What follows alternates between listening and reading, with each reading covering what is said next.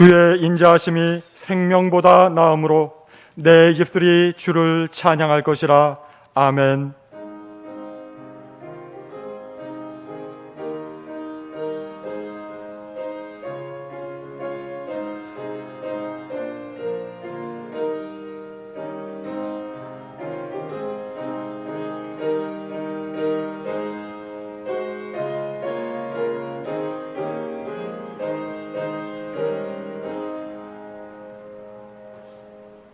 하나님 아버지, 지난 한 주간도 주의 인자하심으로 우리를 지켜 보호해 주시고 오늘도 이렇게 예배의 자리로 인도해 주셔서 감사합니다. 우리의 마음과 정성을 다하여 감사와 찬양으로 예배하오니 우리의 예배를 기쁘게 받아 주옵소서. 이 시간도 우리에게 말씀하여 주시고 성령으로 우리를 새롭게 하여 주옵소서. 예수님의 이름으로 기도드립니다. 아멘. 찬송가 621장입니다.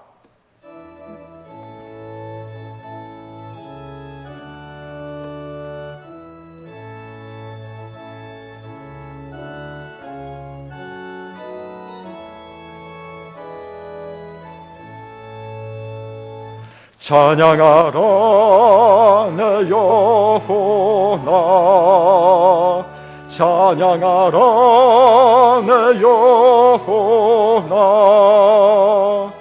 온 마음과 정성 다하여 주 찬양하라.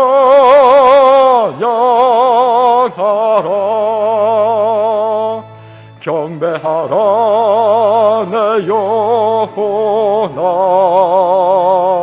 경배하라 내 영혼아, 온 마음과 정성 다하여 주 경배하라.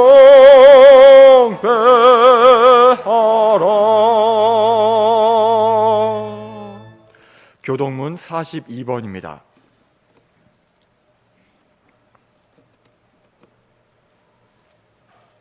새 노래로 여호와께 찬송하라. 그는 기이한 일을 행하사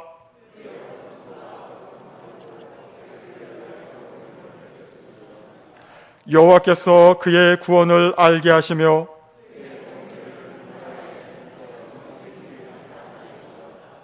그가 이스라엘의 집에 베푸신 인자와 성실을 기억하셨으므로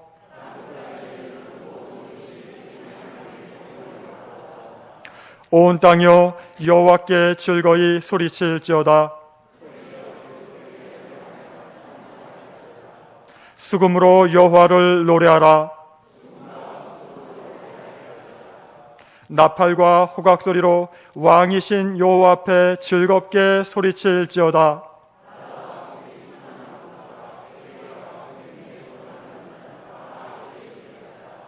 여호와 앞에서 큰 물은 박수할지어다. 산악이 함께 즐겁게 노래할지어다. 아멘. 나는 전능하신 아버지 하나님 천지의 창조주를 믿습니다.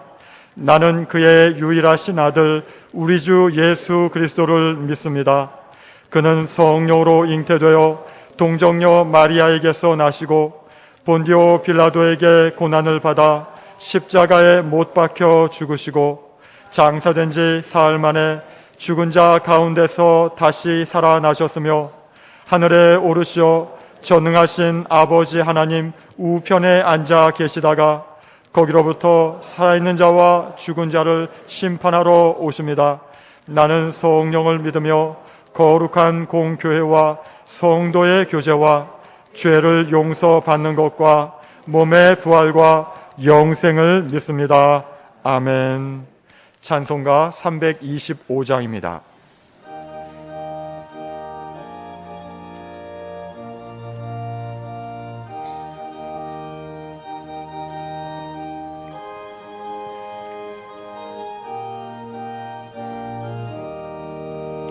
예수가 함께 계시니 시험이 오나 겁없네. 기쁨의 근원 되시는 예수를 위해 삽시다. 날마다 주를 섬기며 언제나 주를 기리고 그 사랑 안에 살면서 딴 길로 가지 맙시다. 이 세상 사는 동안에 주 이름 전파하면서 무한한 복락 주시는 예수를 위해 삽시다. 날마다 주를 섬기며 언제나 주를 기리고 그 사랑 안에 살면서 딴 길로 가지 맙시다. 이 세상 친구 없어도 예수는 나의 친구니 불의한 일을 버리고 예수를 위해 삽시다. 날마다 주를 섬기며 언제나 주를 기리고 그 사랑 안에 살면서 딴 길로 가지 맙시다. 주께서 심판하실 때 잘했다 칭찬하리니 이러한 상급받도록 예수를 위해 삽시다.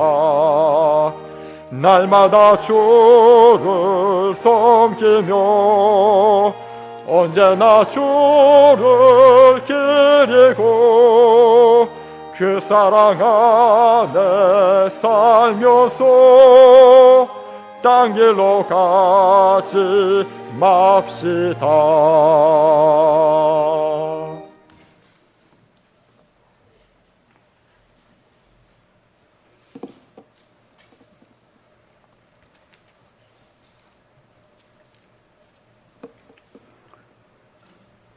거룩하신 하나님 아버지, 오늘 또 새 날을 주시고 새 소망을 주시니 감사합니다. 죽을 수밖에 없는 죄인을 구속하시고 은혜의 자리에서 복음의 만나를 허락하심을 감사드립니다. 저희들은 날마다 하나님의 은혜 가운데 살면서도 감사하지 못했습니다. 복잡분주한 세상이다, 무서운 세상이라며 주변 환경 탓을 하지 않았는지 되돌아봅니다. 내 눈에 들보는 보지 못하고 남은 눈에 티끌을 잡아내기에 바빠서 분주했습니다.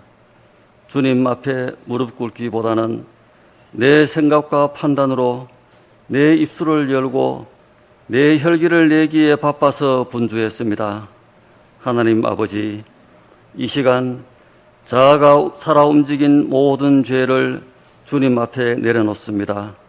불쌍히 여기시고 십자가의 보혈로 정결케 하옵소서. 사랑의 하나님 아버지, 주님의 몸된 교회에 세우신 여러 기관들을 주님의 영광이 드러나는 귀한 기관들로 삼으사 자원하는 손길이 끊이지 않게 하시고 봉사와 헌신이 넘쳐나게 하옵소서. 7월과 8월은 교회학교 여름 성경학교와 수련회 기간입니다. 코로나가 확산되는 가운데 진행되는 행사로 주님의 은혜 외에 다른 것은 없습니다. 준비하고 진행하는 목회자와 교사들에게 담대함을 더하고 자녀들이 주님을 만나는 귀한 시간으로 인도하옵소서. 새 교회당을 허락하셔서 입당을 앞두고 있습니다. 먼저는 우리 성도들의 마음이 하나 된 가운데 새 교회당에 대한 사랑과 열정이 식지 않도록 땀 흘려 기도로 준비하게 하옵소서. 치료의 하나님 아버지, 안식령 중에 있는 담임 목사님을 만져주시니 감사합니다. 영육이 강건하여 이 시대 이 교회에 꼭 필요한 목자로 세워주심을 믿고 감사를 드립니다. 날씨가 점점 더워지고 있습니다. 도원의 모든 성도들이 영적으로 무장하여 날마다 무엇을 하든지 우리 주께 의지하고 나아가는 든든한 믿음의 소유자로 서게 하옵소서. 예배를 위하여 하나님을 찬양하는 예수와 중찬단과 소사님, 또한 여러 가지 모습으로 봉사하는 손길 위에 복을 더해 주옵소서. 이 시간 귀한 목사님을 통해 준비된 말씀이 주님의 뜻을 알게 하시고 이 땅에 사는 동안 주님을 경외하며 하나님께 영광된 삶을 살게 하는 밑거름이 될 것을 믿으며 예수님 이름으로 기도합니다. 아멘.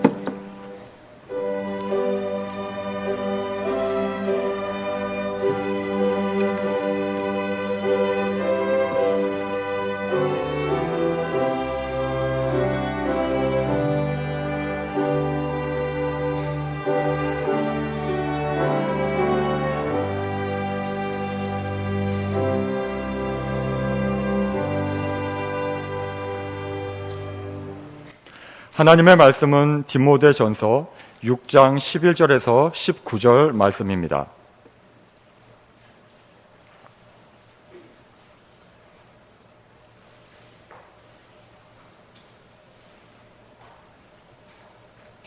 봉독하겠습니다. 오직 너 하나님의 사람아, 이것들을 피하고 의와 경건과 믿음과 사랑과 인내와 온유를 따르며 믿음의 선한 싸움을 싸우라. 영생을 취하라. 이를 위하여 내가 부르심을 받았고 많은 증인 앞에서 선한 증언을 하였도다. 만물을 살게 하신 하나님 앞과 본디오 빌라도를 향하여 선한 증언을 하신 그리스도 예수 앞에서 내가 너를 명하노니 우리 주 예수 그리스도께서 나타나실 때까지 흠도 없고 책망받을 것도 없이 이 명령을 지키라. 기약이 이르면 하나님이 그의 나타나심을 보이시리니 하나님은 복되시고 유일하신 주권자이시며 만왕의 왕이시며 만주의 주시오. 오직 그에게만 죽지 아니함이 있고 가까이 가지 못할 빛에 거하시고 어떤 사람도 보지 못하였고 또 볼 수 없는 이시니 그에게 존귀와 영원한 권능을 돌릴지어다. 아멘. 내가 이 세대에서 부한 자들을 명하여 마음을 높이지 말고 정함이 없는 재물에 소망을 두지 말고 오직 우리에게 모든 것을 후히 주사 누리게 하시는 하나님께 두며 선을 행하고 선한 사업을 많이 하고 나누어 주기를 좋아하며 너그러운 자가 되게 하라. 이것이 장래에 자기를 위하여 좋은 터를 쌓아 참된 생명을 취하는 것이니라. 아멘. 예수와 중찬단 찬양 드리겠습니다.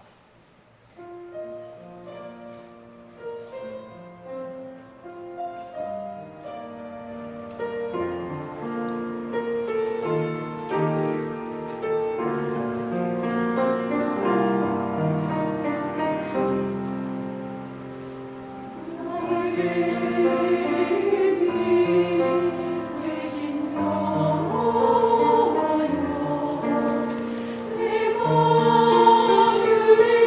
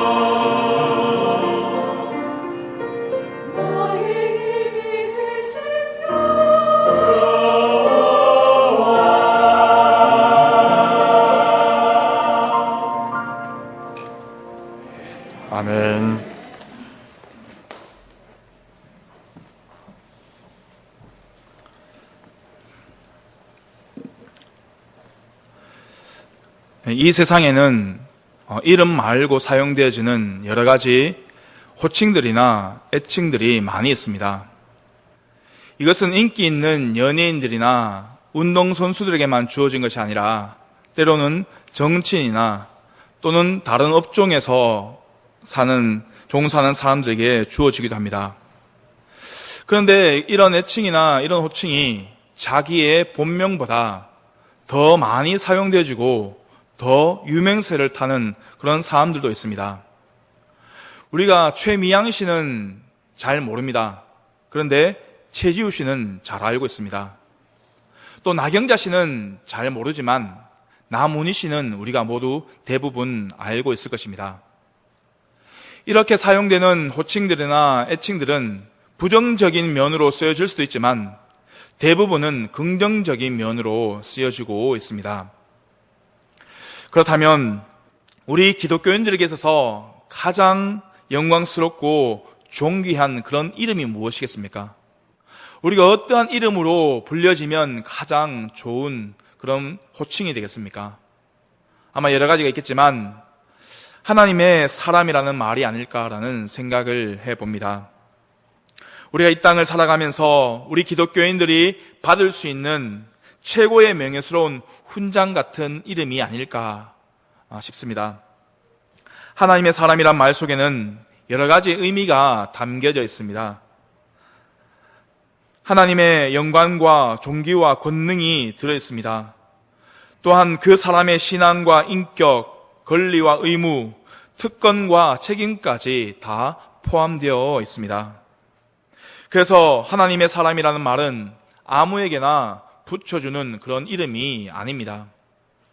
무조건 교회만 다닌다고 다 하나님의 사람이라고는 말하지 않습니다. 교회에서 직분을 받았다고 해서 다 하나님의 사람이라고 말하지 않습니다. 또한 스스로 붙인다고 해서 하나님의 사람이 되는 것은 더더욱 아닙니다. 하나님의 사람은 하나님이 인정하시고 붙여주신 거룩한 이름입니다. 하나님의 사람으로서 신앙적인 가치가 인정되고 하나님께서 무한 책임져 주시겠다는 그런 거룩한 약속과도 같은 것입니다. 그래서 성경에서도 이 하나님이라는 사람의 호칭이 극히 제한되어서 사용되어지고 있다는 것입니다. 구약 성경에 보면 모세가 하나님의 사람이라는 그런 호칭을 받았고 사무엘, 그리고 다윗, 엘리야, 엘리사 이들에게만 하나님의 사람이라는 그런 호칭이 사용되어졌습니다. 신약에서는 오늘 본문에 나오는 이 디모데에게만 하나님의 사람이라는 호칭이 부여되어졌습니다. 이들 모두는 스스로 사용한 호칭이 아니라 주변에서 붙여준 그런 이름이라는 것입니다. 그만큼 이들이 하나님의 이름을 걸고 사용할 수 있는 거룩한 호칭이다라는 것입니다. 사람들은 자기를 피하라는 그런 명함 속에 갖가지 이력들을 적어 놓습니다. 그러나 우리 기독교인들에게는 세상의 그러한 이력보다는 가장 값지고 그런 소중한 그런 호칭이 있다면 아마 하나님의 사람일 것입니다.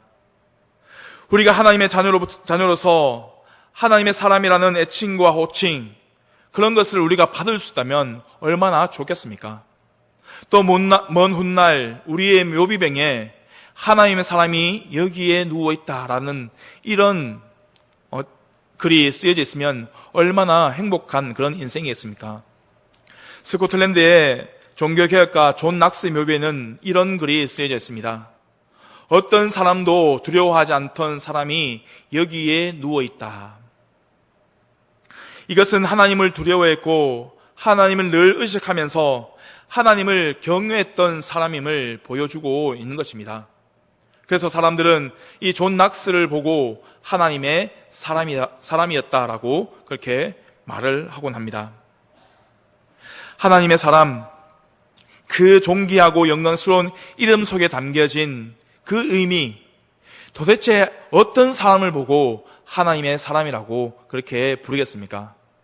첫 번째는 하나님의 사람은 하나님께 속한 사람입니다.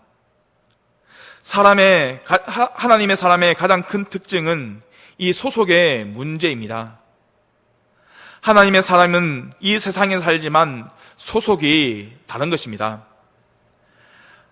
하나님의 사람은 하늘에 속한 자입니다. 영에 속한 자입니다. 내가 어디에 소속되어 있는가에 따라서 내 신분이 달라지는 것입니다. 하나님께 속한 사람은 하나님께서 그 신분을 보장시켜 주십니다. 우리가 해외여행을 다니다 보면 공항 출입구에 심사대를 통과해야만 합니다. 그런데 나라마다 자국인을 위한 그런 심사대가 있고 외국인을 위한 그런 심사대가 따로 구분되어 있습니다. 자국인은 특별한 사안이 없으면 쉽게 통과됩니다. 그만큼 신분을 보장해 주는 것입니다. 하나님의 사람도 마찬가지입니다. 하나님의 사람은 비록 이 세상에 살고 있지만 결코 이 세상의 사람들과는 차원이 다른 그런 신분입니다. 하나님이 우리의 신분을 보장해 주시기 때문입니다.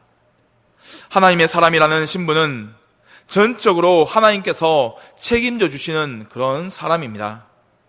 하나님께서 명예를 걸고 그 사람을 지켜주시는 것입니다.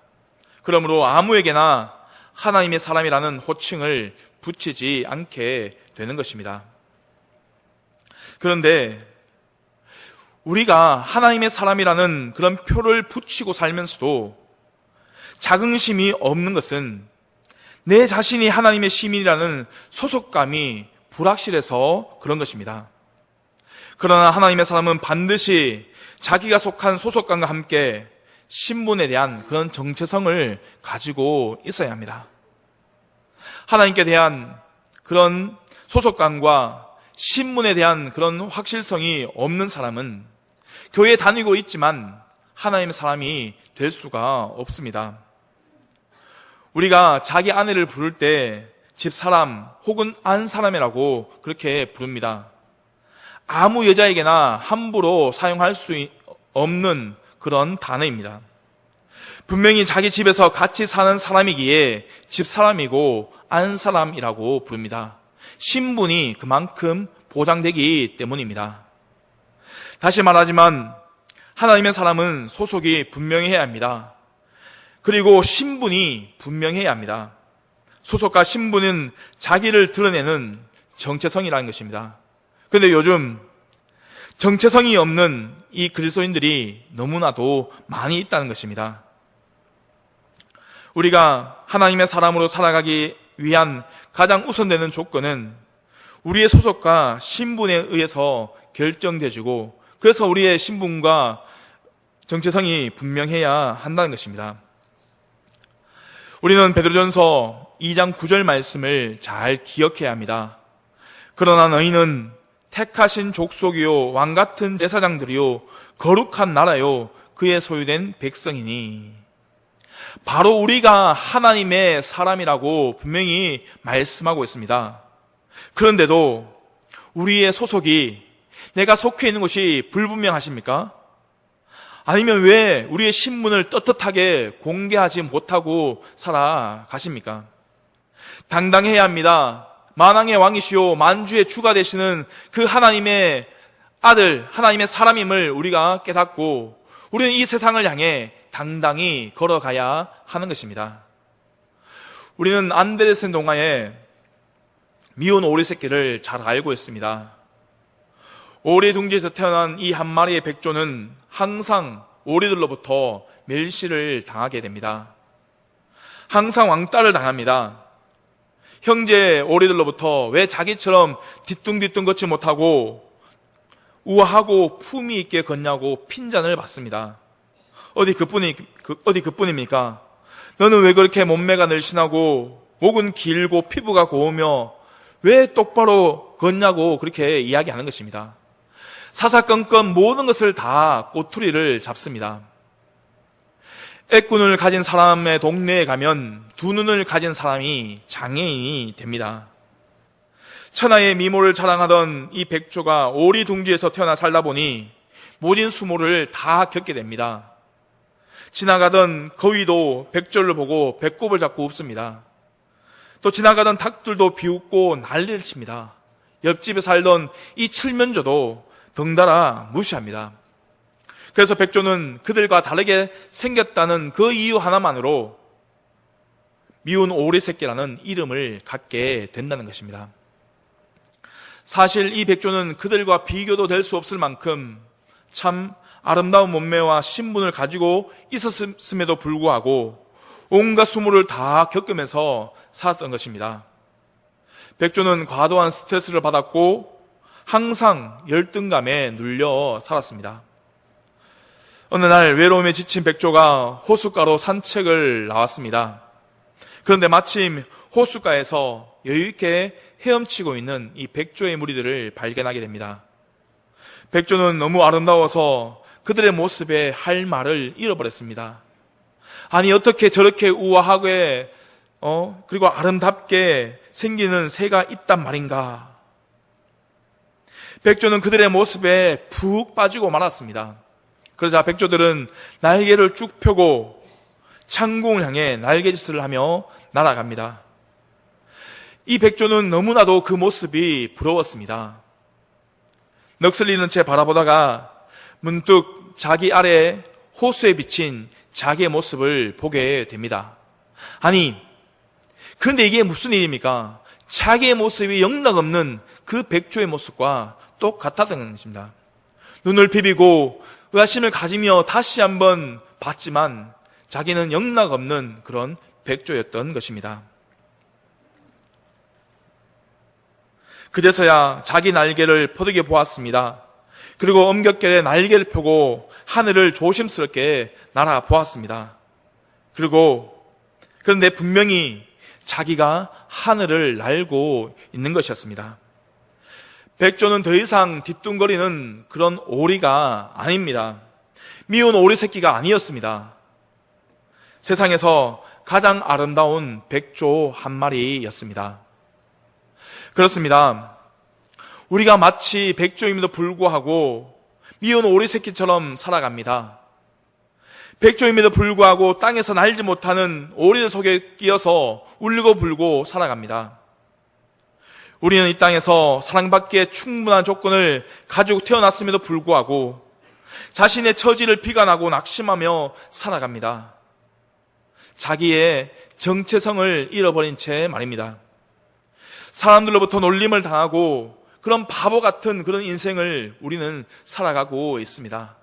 그러나 이제 우리는 하나님의 사람으로 살아가야 합니다. 그러기 위해 우리의 정체성을 분명히 해야 하고 우리의 신분을 우리는 확인해야 하는 것입니다. 세상에서 미운 오리 새끼도 사실입니까? 아니면 화려한 백조로 사러 가시겠습니까? 그것은 우리 성도님들이 결정하시는 것입니다.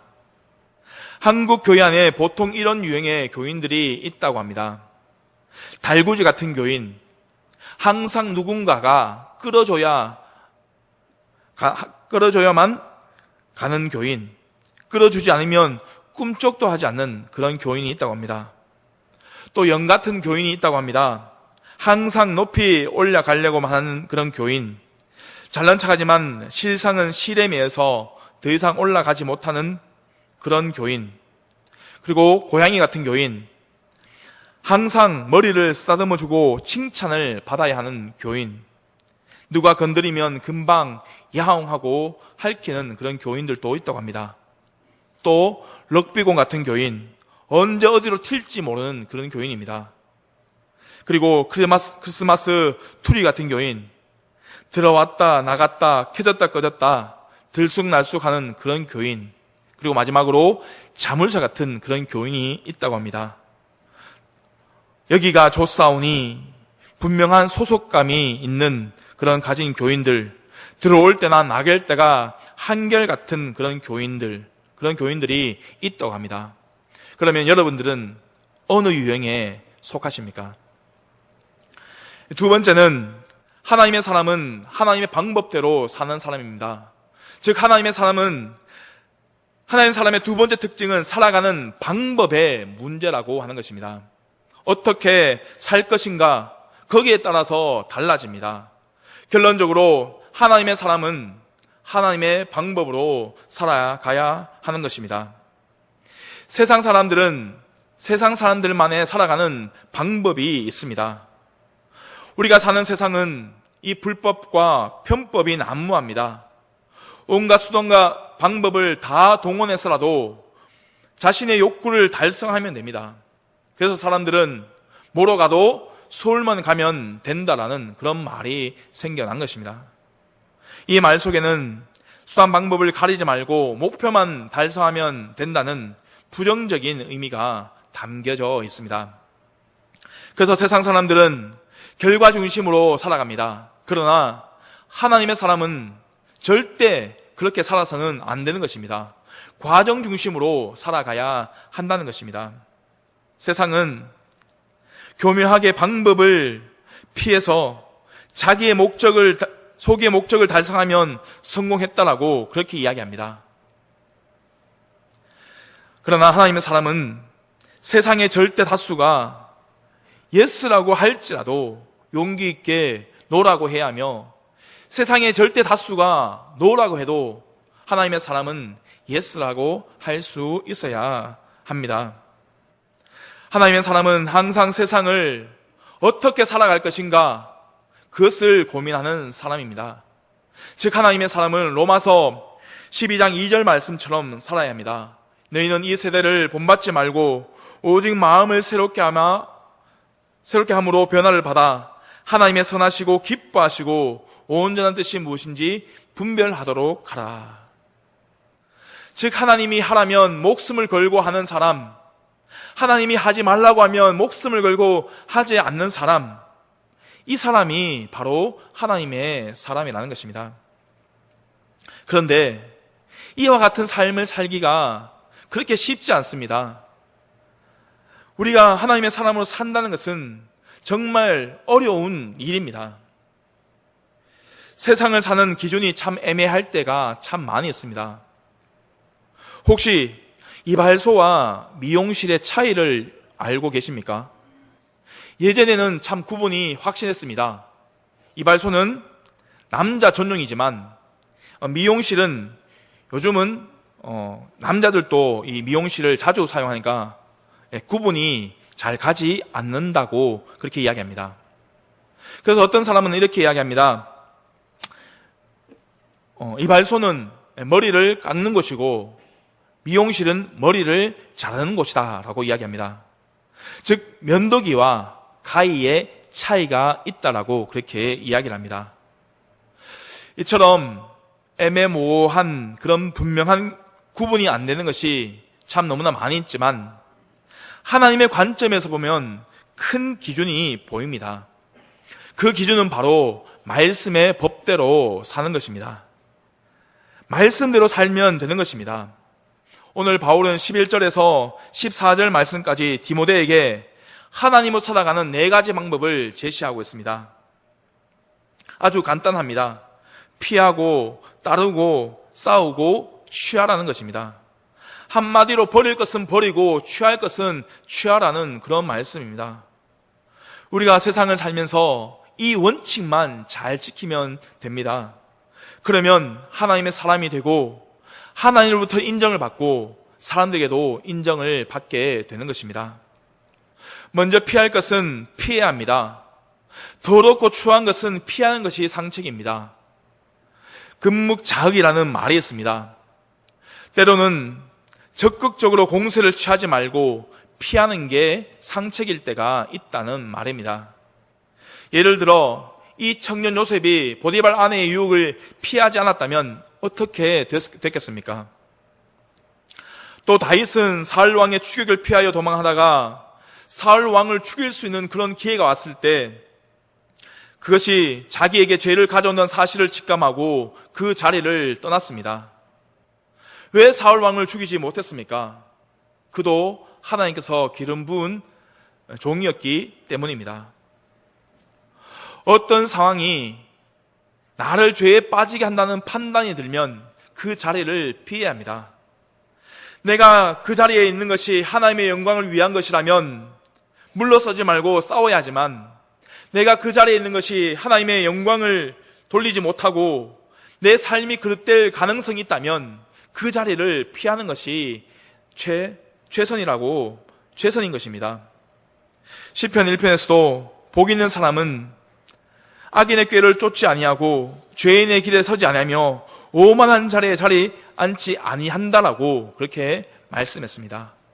죄를 짓는 것이라면 아예 그 자리에 가지도 않아야 한다는 것입니다. 그리고 두 번째로 따를 것은 따라야 한다는 것입니다. 오늘 본문 11절 말씀입니다. 오직 너 하나님의 사람아 이것들을 피하고 의와 경건과 믿음과 사랑과 인내와 온유를 따르며. 여기에서 이 따르며라는 말은 개역 한글 성경에 쫓음에 번역된 그런 말입니다. 예수께서는 나를 믿으라는 말보다는 나를 따르라는 말을 더 많이 하셨습니다. 하나님의 사람은 의와 경건과 믿음과 사랑과 인내와 온유를 따라 사는 사람입니다.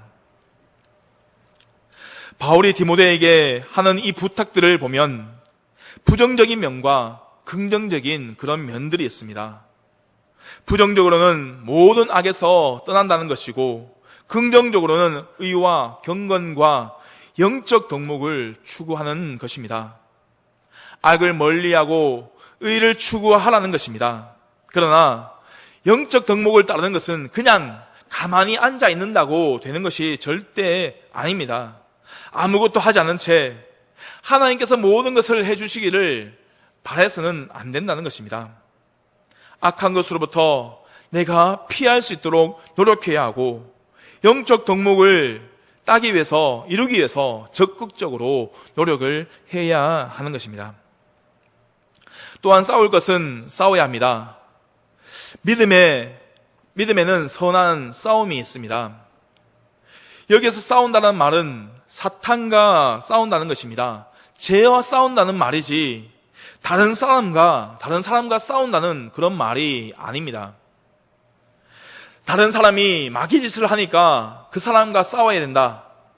이런 오해는 하지 말아야 합니다. 자기에게서 가장 큰 마귀는 바로 자기 자신입니다. 그래서 선한 싸움은 다른 사람과 싸우는 것이 아니라 바로 자기 자신과의 싸움입니다. 뿐만 아니라 하나님이 기뻐하시는 선한 일을 행할 때 그것이 바로 적극적인 의미에서의 싸움입니다. 그래서 오늘 주신 말씀 18절 말씀 보면 선을 행하고